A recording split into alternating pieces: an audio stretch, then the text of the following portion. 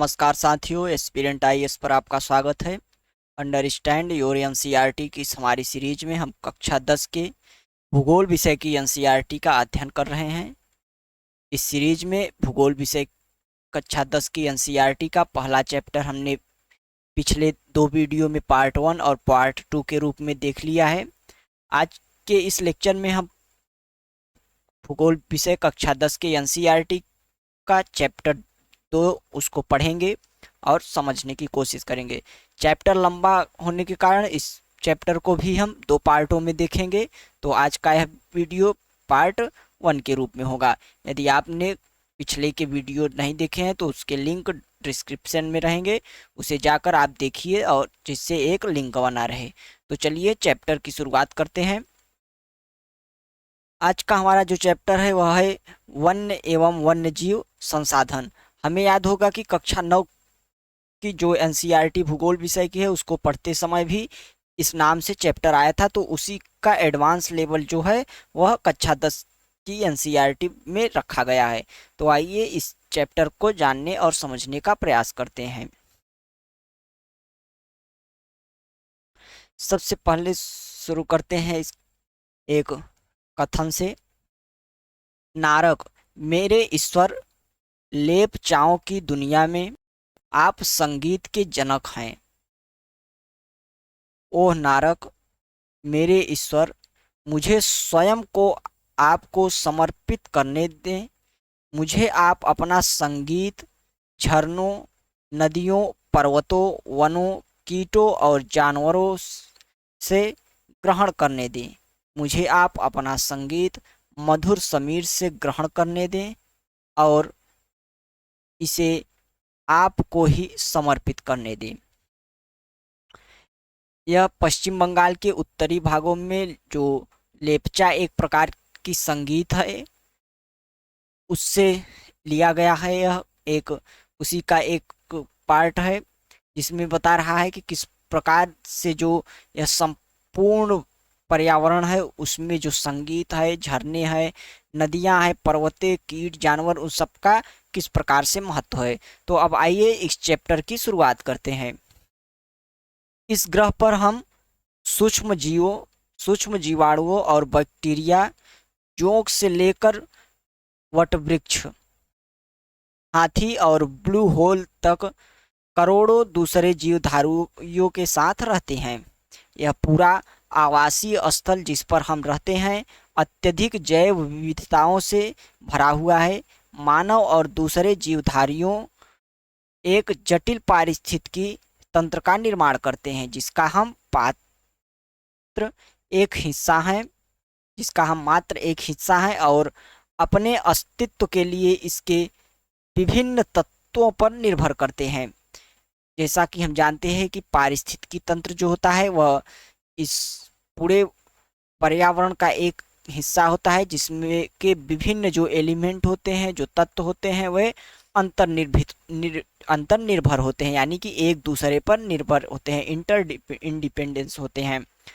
तो और यही जो पारिस्थितिकी तंत्र है उसी में समस्त जीवधारी, चाहे वो किसी भी प्रकार के हों, वे बड़े जीव हों, ब्लू व्हेल या हाथी के समान, या छोटे जीवाणु या बैक्टीरिया के रूप में हो, सब एक साथ मिलकर रहते हैं।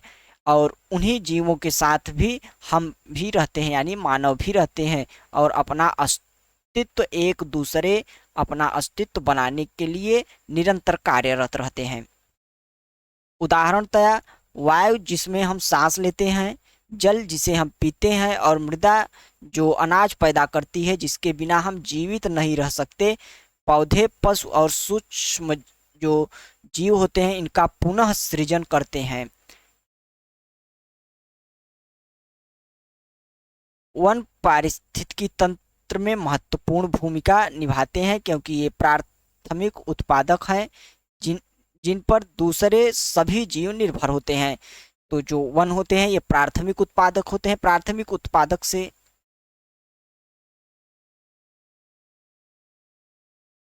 उत्पादक से हमारा तात्पर्य है कि जो सूर्य द्वारा प्रकाश ग्रहण करके ऊर्जा प्राप्त करते हैं और जो अपने अंदर जो एक रासायनिक और जैविक प्रक्रिया के माध्यम से जो पोषक तत्वों का निर्माण करते हैं, और वही पोषक पोषक जो तत्व होते हैं वह खाद्य श्रृंखला के माध्यम से अन्य जीवों में प्रसारित होते हैं।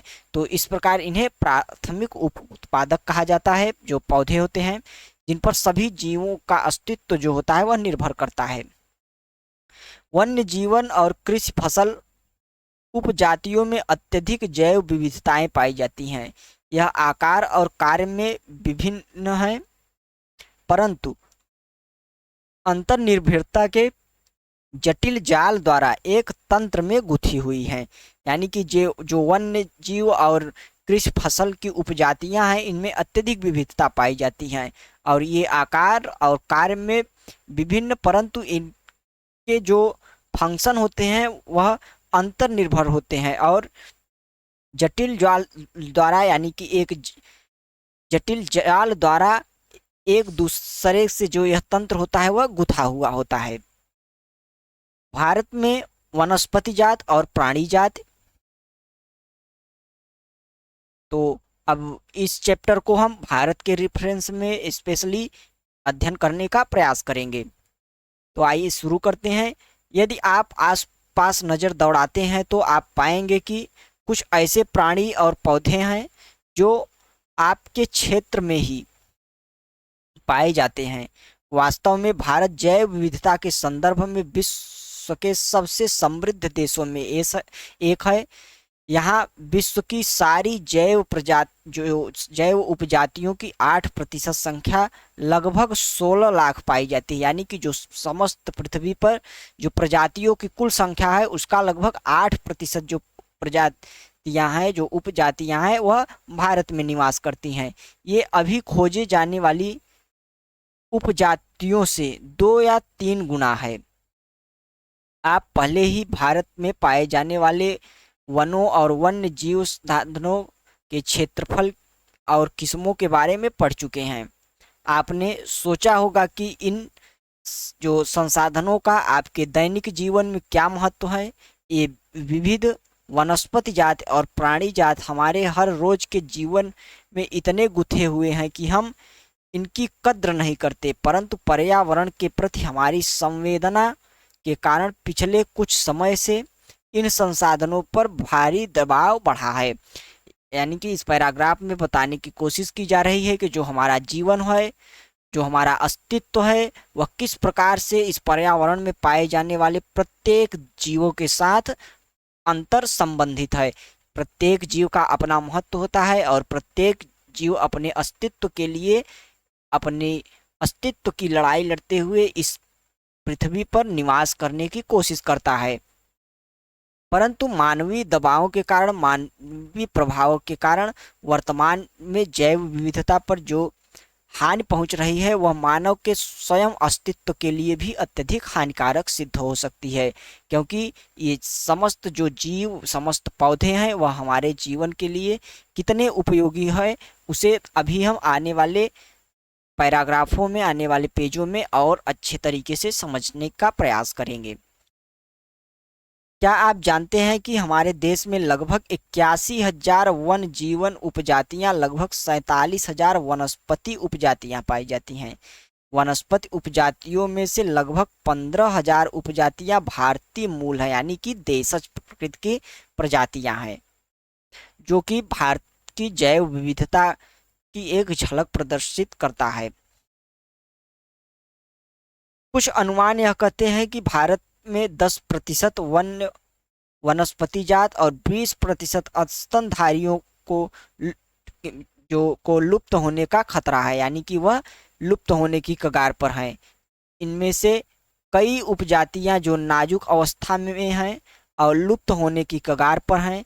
इनमें चीता, गुलाबी सिर वाले बतख, पहाड़ी कोयल और जंगली चित्तीदार उल्लू और मधुका इंसिग्निस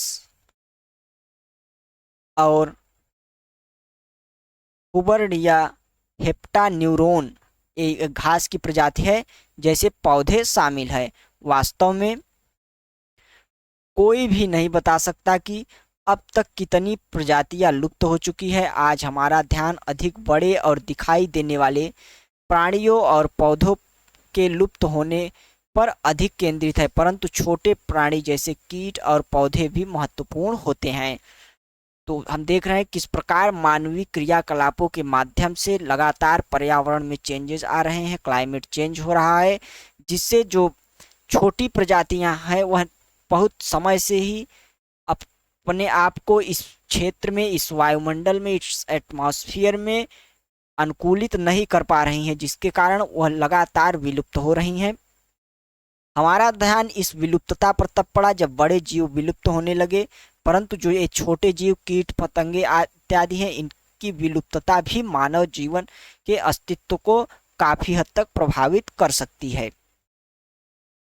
क्या आप जानते हैं कि भारत में बड़े प्राणियों में से स्तनधारियों की 79 जातियां, पक्षियों की 44 जातियां और सरीसृपों की लगभग 15 जातियां और स्थलचरों की 3 जातियां लुप्त होने का खतरा बना हुआ है। लगभग 1500 पादप जातियों के भी लुप्त होने का खतरा है। फूलदार वनस्पतियां और रीढ़दार जो प्राणी होते हैं, उनके लुप्त होने की प्राकृतिक दर से लगभग 50 से 100 गुना अधिक है। तो इस प्रकार इस विभीषिका को हम देख सकते हैं कि किस प्रकार जैव विविधता खतरे में है। इस पैराग्राफ में हम देखते हैं कि लुप्त होते वन। भारत में जिस पैमाने पर वन कटाई हो रही है वह विचलित कर देने वाली बात है। इस पैराग्राफों में कुछ फैक्ट, कुछ डेटा इत्यादि आपको मिल सकते हैं, जिन्हें जो कुछ पुराने भी हो सकते हैं। आप सिर्फ एक ट्रेंड या पैटर्न को फॉलो कीजिएगा कि किस प्रकार से वनस्पति और जो प्राणी जात हैं वह किस प्रकार से विलुप्त हो रहे हैं और उनका क्या प्रभाव पड़ सकता है और इनके कारण क्या हो सकते हैं। डाटा और फैक्ट पुराने भी हो सकते हैं। भारत में जिस पैमाने से वन कटाई हो रही है वह विचलित कर देने वाली बात है। देश में जो वन आवरण के अंतर्गत अनुमानित लगभग 6,37,293 वर्ग किलोमीटर क्षेत्र है। यह देश के कुल भौगोलिक क्षेत्र का लगभग 19.39% हिस्सा है। सघन वन 11.48%, खुला वन 7.76% और मैनग्रोव 0.15% है। स्टेट ऑफ फॉरेस्ट रिपोर्ट 1999 के अनुसार वर्ष 1997 से सघन वनों के क्षेत्र में 10,098 वर्ग किलोमीटर की वृद्धि हुई है, परंतु वन क्षेत्र में यह वृद्धि विभिन्न संगठनों द्वारा वृक्षारोपण से हुई है। यह रिपोर्ट प्राकृतिक वनों और वृक्षारोपण में अंतर नहीं करती, इसलिए इस रिपोर्ट के आधार पर प्राकृतिक वनों में वास्तविक ह्रास का ठीक तरह से अनुमान नहीं लगाया जा सका है। आओ हम विभिन्न प्रकार के पौधों और प्राणियों की जातियों के बारे में पता लगाएं। अंतर्राष्ट्रीय प्राकृतिक संरक्षण और प्राकृतिक संसाधन संरक्षण संघ IUCN के अनुसार इसको निम्नलिखित श्रेणियों में विभाजित किया जाता है। यानी कि जो अंतर्राष्ट्रीय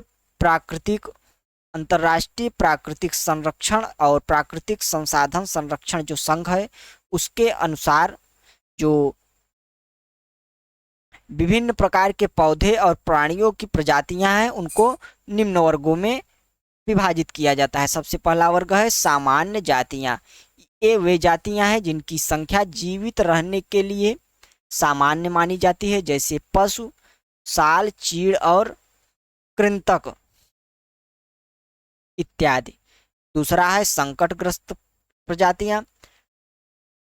आपको ज्ञात होगा कि IUCN जो है यह इसके द्वारा एक रेड डेटा जो लिस्ट होती है वह प्रकाशित की जाती है, जिसमें ये सभी जो श्रेणियां हम अभी पढ़ रहे हैं इनका जिक्र होता है। रेड डेटा लिस्ट जो होती है उसमें प्राणियों और पादपों का जिक्र होता है कि कौन से पादप या प्राणी किस श्रेणी में आते हैं, वह विलुप्त हो रहे हैं या विलुप्त होने की कगार पर हैं या विलुप्त हो चुके हैं। इस प्रकार का विभाजन रेड डेटा लिस्ट जो आती है उसमें किया जाता है। तो सबसे पहला सामान्य जातियां हैं जिनमें जिनकी जो संख्या है वह जीवित रहने के लिए आवश्यक मानी जाती है। दूसरा है संकटग्रस्त जातियां।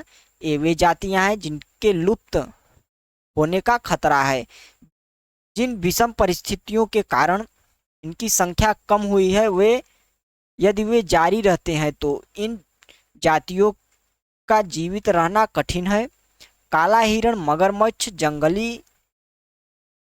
भारतीय जंगली गधा, गैंडा, शेर, पूंछ वाला बंदर जो और संगाई हिरण जिसे मणिपुरी हिरण भी कहा जाता है इत्यादि इस प्रकार की श्रेणियों में आते हैं। जो संकटग्रस्त प्रजातियां हैं वे ऐसी प्रजातियां हैं जो लुप्त होने का जिनका डर रहता है। जिन कारणों से यह लुप्त हो रही, यदि वे कारण लगातार बढ़ते रहे तो इन प्रजातियों के जल्द ही लुप्त हो जाने की जो प्रक्रिया है वह समाप्त हो जाएगी और यह प्रजातियां जो अभी हमने देखा कि वह पूरी तरह से लुप्त हो जाएंगी। इसलिए इनके लुप्त होने वाले कारणों का जल्द से जल्द पता लगाकर उन्हें नियंत्रित करने की आवश्यकता है। इसके बाद अगली श्रेणी है सुभेद्य जातियां यानी वल्नरेबल जो स्पीसीज हैं। ये वे जातियां हैं जिनकी संख्या घट रही है। यदि इनकी संख्या पर विपरीत प्रभाव डालने वाली परिस्थितियां नहीं बदली जाती हैं तो इनकी संख्या घटती रहती है। तो यह संकटग्रस्त जातियों की श्रेणी में शामिल हो जाएंगी। इसमें नीली भेड़, एशियाई हाथी, गंगा नदी की डॉल्फिन इत्यादि इस प्रकार की जातियों के उदाहरण हैं। यानी कि जो सुभेद्य जातियां हैं, सुभेद्य का तात्पर्य होता है ये वैसी प्रजातियां हैं जिनमें जो इन्हें खत्म करने वाले कारण है यदि वे लगातार बढ़ते रहें तो जल्द ही यह खत्म हो जाएंगी और यह जो जातियां हैं यह संकटग्रस्त की श्रेणी में शामिल हो जाएंगी।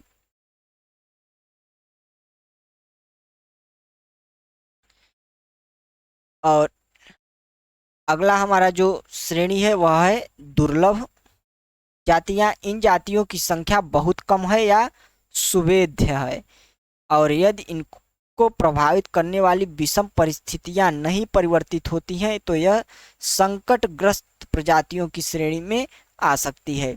इसके अतिरिक्त स्थानीय प्रजातियां प्राकृतिक या भौगोलिक सीमाओं से अलग विशेष क्षेत्र में पाई जाने वाली जातियां जैसे कि अंडमानी टीला जो अंडमानी टील, निकोबारी जो कबूतर है, अंडमानी जंगली सुअर और अरुणाचल के मिथुन इन जातियों के उदाहरण है। यानी कि जो ऐसी प्रजातियां जो किसी विशेष क्षेत्र में पाई जाती हैं, विशेष प्रकार की जलवायु में पाई जाती हैं, उन्हें स्थानीय जातियां कहते हैं। अगला हमारा जो विभाजन है वह है लुप्त जातियां। ये वे जातियां हैं जो इनके रहने के आवासों में खोज करने पर अनुपस्थित पाई जाती हैं। ये उपजातियां स्थानीय क्षेत्र, प्रदेश, देश, महाद्वीप या पूरी पृथ्वी से ही लुप्त हो गई हैं। ऐसी उपजातियों में एशियाई चीता, गुलाबी सिरवाला बतख शामिल है। तो जो लुप्त प्रजातियां हैं उनमें ऐसे जीव शामिल होते हैं जो कि अपने प्राकृतिक आवासों से पूरी तरीके से लुप्त हो चुके हैं। एशियाई चीता कहाँ चला गया इसके बारे में एक पैराग्राफ में हम देखते हैं। भूमि पर रहने वाला दुनिया का सबसे तेज स्तनधारी प्राणी जो एशियाई चीता है। चीता बिल्ली परिवार का एक अजूबा और विशिष्ट सदस्य है जो 112 किलोमीटर प्रति घंटे की रफ्तार से दौड़ सकता है। लोगों को आमतौर पर यह भ्रम रखता है कि चीता एक तेंदुआ होता है। चीते की विशेष पहचान उसकी आंखों के कोने से मुंह तक नाक के दोनों ओर फैली आंसुओं के लकीर नुमा निशान होते हैं। जो चीता होता है और तेंदुआ जो लेपर्ड होता है, उसमें जो अंतर होता है वह उसके आँखों से लेते हुए उसके नाक के किनारे किनारे एक रेखा बनी होती है जो आंसुओं के समान दिखती है, वह उसके पहचान की निशानी है। 20वीं शताब्दी से पहले चीते अफ्रीका और एशिया से दूर दूर तक फैले थे, परंतु इसके आवासीय क्षेत्र और शिकार की उपलब्धता कम होने से ये लगभग लुप्त हो चुके। भारत में तो यदि जो यह जाति है बहुत पहले 1952 में लुप्त घोषित कर दी गई थी। वर्तमान जो प्रोजेक्ट चीता चल रहा है उसके माध्यम से भारत में अब कुछ अफ्रीकन चीतों के रिहैबिलिटेशन की प्रक्रिया चल रही है, परंतु वर्तमान में यह कई संकटों से ग्रस्त देखा जा रहा है कि कई चीतों की मृत्यु हो रही है। तो इस प्रकार भारत में चीतों के पुनर्वास की जो योजना है वह वर्तमान में कार्यान्वित की जा रही है। वे प्राकृतिक कारण कौन से हैं जिनमें वनस्पति जाति और प्राणी जाति का ऐसा भयानक ह्रास हुआ है? इसके बारे में आप विचार कीजिए और उन जो कुछ प्रतिकूल जो कारक हैं उनको पहचानने की कोशिश कीजिए। यदि आप चारों ओर नज़र दौड़ाएंगे तो पाएंगे कि किस प्रकार हमने प्रकृति को संसाधनों में परिवर्तित कर दिया है। हमें लकड़ी, छाल, पत्ते, रबड़, दवाइयाँ, भोजन, ईंधन, चारा, खाद इत्यादि प्रत्यक्ष अथवा परोक्ष रूप से वनों और वन्य जीवन से प्राप्त होता है। इसलिए हम ही हैं जिन्होंने वन और वन्य जीवन को नुकसान पहुंचाया है। भारत में वनों को सबसे बड़ा नुकसान उपनिवेश काल में रेल लाइन, कृषि व्यवसाय, वाणिज्य, वानिकी और खनन क्रियाओं में वृद्धि से हुआ है। भारत में जो उपनिवेश काल के दौरान जो वन्य जीव तथा वन्य क्षेत्र है उसको सर्वाधिक नुकसान हुआ। इसके अतिरिक्त हम देख रहे हैं किस प्रकार से हमारी आवश्यकताएं भौतिकवादी संस्कृति निरंतर बढ़ती जा रही है, जिनका जो दबाव है वह वन्य जीवन तथा वनों पर ही पड़ रहा है, क्योंकि ये सभी आवश्यकताएं हमें यही वन्य क्षेत्र तथा वन्य जीव या वन्य प्राणियों से ही प्राप्त हो सकती हैं। स्वतंत्रता प्राप्ति के बाद भी वन संसाधनों के सिकुड़ने से कृषि का फैलाव महत्वपूर्ण कारकों में से एक रहा है। लगातार जनसंख्या बढ़ रही है, जिससे खाद्यान्नों की आवश्यकता के कारण कृषि क्षेत्रों का फैलाव हो रहा है। कृषि क्षेत्र का फैलाव होने के कारण वन क्षेत्र निरंतर घट रहे हैं और वन क्षेत्रों के घटने से कई प्रकार की समस्याएं देखी जा रही हैं।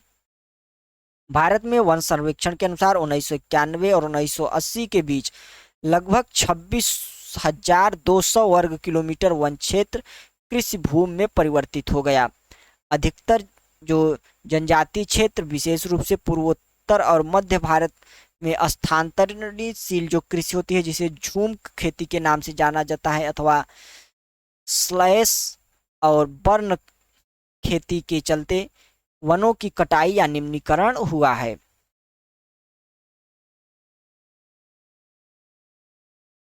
क्या उपनिवेशी वन नीति को दोषी माना जाए? हमारे कुछ पर्यावरण विशेषज्ञों के अनुसार भारत में कई क्षेत्रों में संवर्धन, वृक्षारोपण अर्थात वाणिज्य की दृष्टि से कुछ या एकल वृक्ष जातियों के बड़े पैमाने पर रोपण करने से पेड़ों की दूसरी प्रजातियां खत्म हुई। उदाहरण के तौर पर सागवान के एकल रोपण से दक्षिण भारत में अन्य प्राकृतिक वन बर्बाद हो गए और हिमालय के चीड़ पाइन के रोपण से हिमालय ओक और रोडोडेंड्रोन वनों को काफ़ी नुकसान हुआ है। तो इस प्रकार किसी एक प्रजाति के डोमिनेंस से, उसके प्रभाव से अन्य प्रजातियों को काफ़ी नुकसान होता है। इसलिए जो उपनिवेशी वन थी, इसे दोषी माना जा सकता है, क्योंकि उपनिवेशी माइंडसेट जो था, कॉलोनियल माइंडसेट, वह सिर्फ अपने लाभ के लिए कार्य करते थे और लाभ के लिए वो ज़्यादा से ज़्यादा वाणिज्यिक वृक्षों को लगाते थे और वाणिज्यिक वृक्षों से के कारण जो स्थानीय जातियां होती थी उन पर प्रतिकूल प्रभाव पड़ता था। बड़ी विकास परियोजनाओं ने भी वनों को बहुत नुकसान पहुंचाया है। 1952 से नदी घाटी परियोजनाओं के कारण 5000 वर्ग किलोमीटर से अधिक वन क्षेत्रों को साफ करना पड़ा है। यह प्रक्रिया अभी भी जारी है और मध्य प्रदेश में 4 लाख हेक्टेयर से अधिक वन क्षेत्र नर्मदा सागर परियोजना के पूर्ण हो जाने से जलमग्न हो जाएगा। वनों की बर्बादी में खनन ने भी महत्वपूर्ण भूमिका निभाई है। पश्चिम बंगाल में जो बक्सा टाइगर रिजर्व डोलोमाइट के खनन के कारण गंभीर खतरे में है। हम देख रहे हैं कि किस प्रकार से जो बहुउद्देशीय नदी घाटी परियोजना भारत में इनकी संख्या लगातार बढ़ रही है और काफी पिछले समय से ही इनका विकास प्रारंभ हो गया था, क्योंकि कृषि क्षेत्र के विकास के लिए सिंचाई की अत्यधिक आवश्यकता थी। इसके अतिरिक्त ऊर्जा की भी आवश्यकता थी। तो इस कारण पर्याप्त मात्रा में इन योजनाओं का जो बहुउद्देशीय परियोजनाएं हैं उनका विकास हुआ और बहुउद्देशीय परियोजनाओं के विकास के क्रम में एक बड़े जलाशय का निर्माण होता है, जहाँ जल संचित होता है और जिसके लिए एक बड़े भूभाग की आवश्यकता है और उस भूभाग में पाए जाने वाले वन्य प्राणी आदि सभी उस क्षेत्र से निर्वासित कर दिए जाते हैं, जो कि पर्यावरणीय दृष्टि से अत्यधिक खतरे का सूचक है। इसी प्रकार खनन क्षेत्र हम देखते हैं कि किस प्रकार वह जो पर्यावरण है उसे प्रदूषित कर रहा है, जो अंडरग्राउंड वाटर है उसे प्रदूषित कर रहा है, वन्य जीव है उसे प्रभावित कर रहा है। तो इस प्रकार ये समस्त जो मानवीय क्रियाएं हैं यह वनों तथा वन्य जीवों को अत्यधिक मात्रा में प्रभावित कर रही हैं। बहुत से वन अधिकारी और पर्यावरणविद यह मानते हैं कि वन संसाधनों की बर्बादी में पशुचारण और ईंधन के लिए लकड़ी कटाई मुख्य भूमिका निभाते हैं।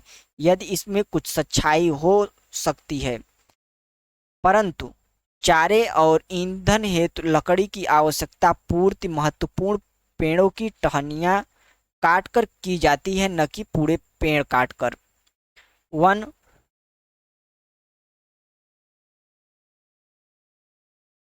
पारिस्थितिकी तंत्र देश के मूल्यवान वन पदार्थों, खनिजों और अन्य संसाधनों के संचय कोष हैं, जो तेजी से विकसित होती औद्योगिक शहरी अर्थव्यवस्था का जो कि मांग की पूर्ति के लिए महत्वपूर्ण है।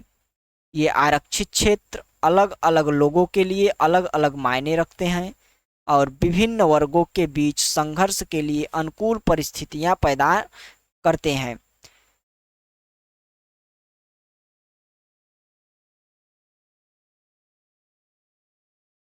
हिमालयन यह संकट में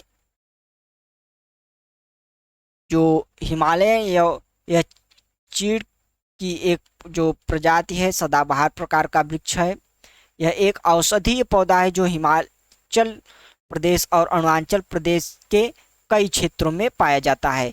पेड़ की छाल, पत्तियों, टहनियों और जो जड़ों के जो टक्सोल होते हैं नामक जो जड़ों से इनके टक्सोल नामक जो रासायनिक पदार्थ निकलता है, एक रसायन निकलता है, उसका ही उपयोग औषधीय कार्यों के लिए किया जाता है तथा इसे कुछ कैंसर रोगों के उपचार के लिए भी प्रयोग किया जाता है।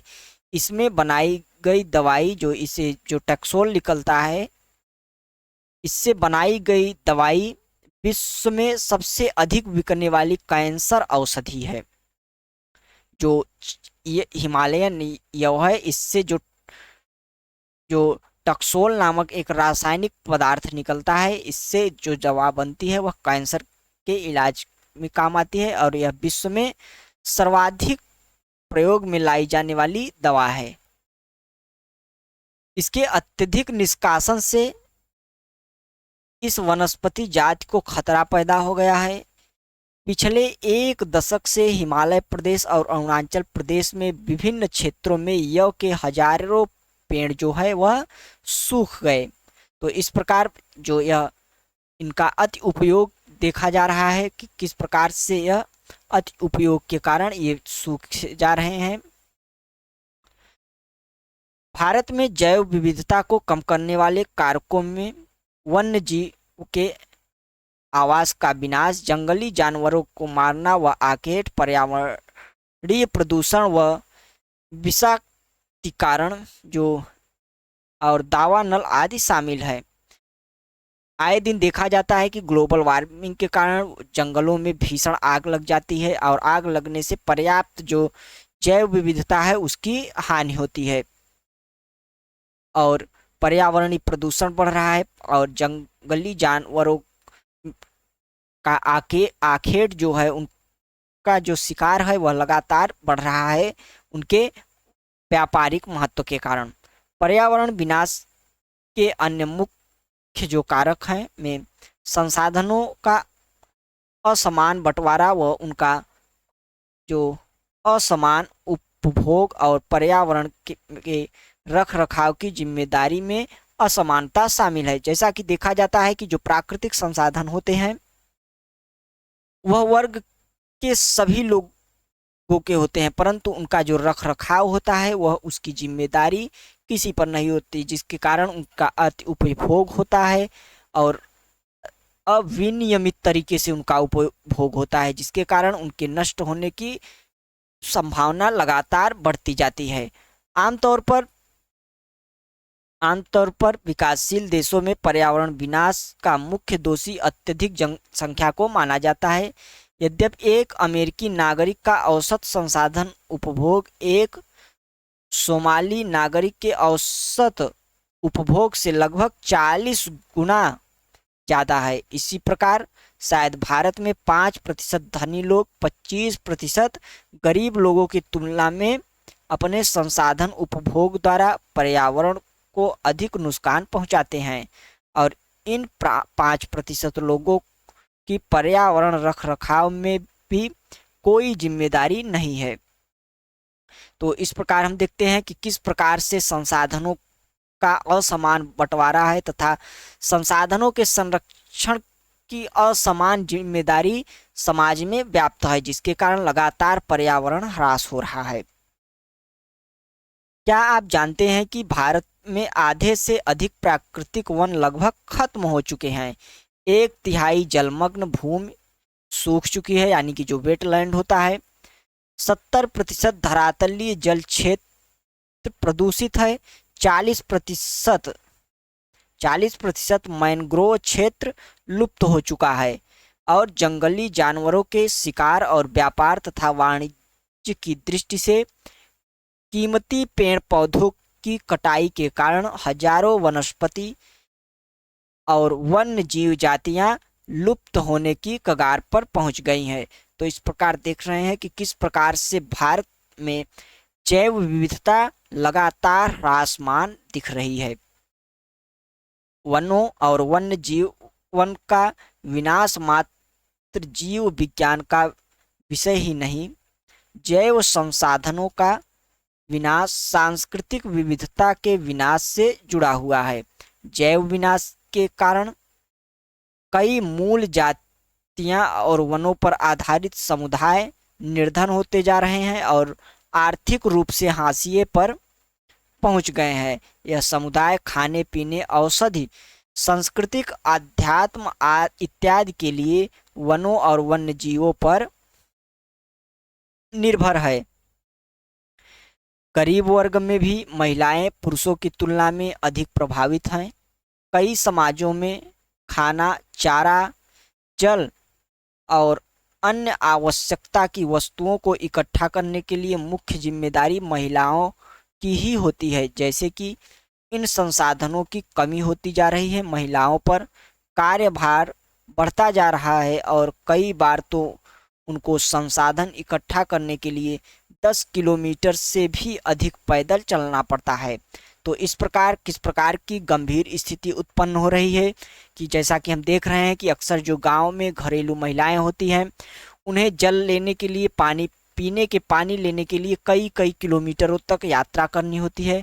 ऐसा सिर्फ और सिर्फ पर्यावरणीय ह्रासमान जो प्रदूषण फैल रहा है उसके कारण ही हो रहा है, जिससे जो वन क्षेत्र है उनका लगातार विनाश हो रहा है, जिसके लिए जो गांव की महिलाएं होती हैं उन्हें ईंधन इकट्ठा करने में अत्यधिक परेशानी हो रही है और इसके लिए उन्हें लगभग दूर दूर तक 10 किलोमीटर तक प्रतिदिन के हिसाब से यात्राएं करनी होती है, जिसके कारण उनके स्वास्थ्य में, उनके विकास में, उनका जो मानसिक विकास है उसमें पर्याप्त बाधा पहुंच रही है, जो कि मानव संसाधन के विकास की दृष्टि से एक बहुत ही चिंतनीय मुद्दा है। इससे उन्हें गंभीर स्वास्थ्य समस्याएं, जैसा कि अभी हमने जाना, झेलनी पड़ती हैं। काम का समय बढ़ने के कारण घर और बच्चों की जो उपेक्षा होती है, जिससे गंभीर सामाजिक दुष्परिणाम हो सकते हैं। इसके अतिरिक्त वन कटाई की परोक्ष परिणाम जैसे कि सूखा और बाढ़ भी गरीब जो तबका होता है उसके लिए सबसे अधिक प्रभावित उन्हें करते हैं। तो इसी प्रकार जो संसाधन संपन्न लोग हैं उनके द्वारा किए गए जो उनका जो भौतिकवादी जीवन होता है, उनके द्वारा उपभोग में लाए गए संसाधनों का जो दुष्परिणाम है वह सबसे ज़्यादा गरीब तबके को झेलना पड़ता है, क्योंकि उनके पास ना तो आपदाओं से बचने के लिए क्षमता है और ना ही आपदाओं से उबरने के लिए उनके पास कोई साधन है। इस स्थिति में गरीबी पर्यावरण निम्नीकरण का सीधा जो होता है परिणाम होता है। भारतीय उपमहाद्वीप में वन और वन्य जीवन मानव जीवन के लिए बहुत कल्याणकारी है, अतः यह आवश्यक है कि वन और वन्य जीवन के संरक्षण के लिए सही नीति अपनाई जाए। तो इस प्रकार हमने भारत के वन्य और वन्य जीव जो प्राणी होते हैं उनके बारे में देखा और समझने का प्रयास किया। हमने IUCN द्वारा जारी जो जीवों की श्रेणियां होती हैं उनके बारे में जाना और उन्हें समझा कि किस प्रकार से कौन कौन सी जीवों की श्रेणियां होती हैं तथा भारत में किस प्रकार से जैव विविधता की लगातार जो उसका ह्रास हो रहा है, उनके कारणों और उसके परिणामों को भी देखा। तो इस प्रकार इस वीडियो को हम यहीं पर पार्ट 1 के रूप में समाप्त करते हैं। आगे का जो बचा हुआ हिस्सा है उसे हम अगले पार्ट के रूप में देखेंगे, ताकि यह वीडियो अत्यधिक बड़ा ना हो और जिससे इंटरेस्ट आपका बना रहे। तो जो इस चैप्टर का बचा हुआ हिस्सा है उसे हम पार्ट 2 के रूप में देखेंगे। तब तक के लिए इस जो यह चैप्टर है उसे अच्छे से पढ़िए और इसमें जो एक ट्रेंड दिख रहा है, जो एक पैटर्न दिख रहा है कि किस प्रकार से जैव विविधता ह्रासमान है और किन किन कारणों से ऐसा हो रहा है इत्यादि को आप समझिए और उनका अच्छे से अध्ययन कीजिए। वीडियो देखने के लिए धन्यवाद। यदि वीडियो पसंद आया हो तो वीडियो को लाइक तथा शेयर करें और चैनल को सब्सक्राइब करें। मिलते हैं पार्ट 2 के साथ, तब तक के लिए नमस्कार, जय हिंद।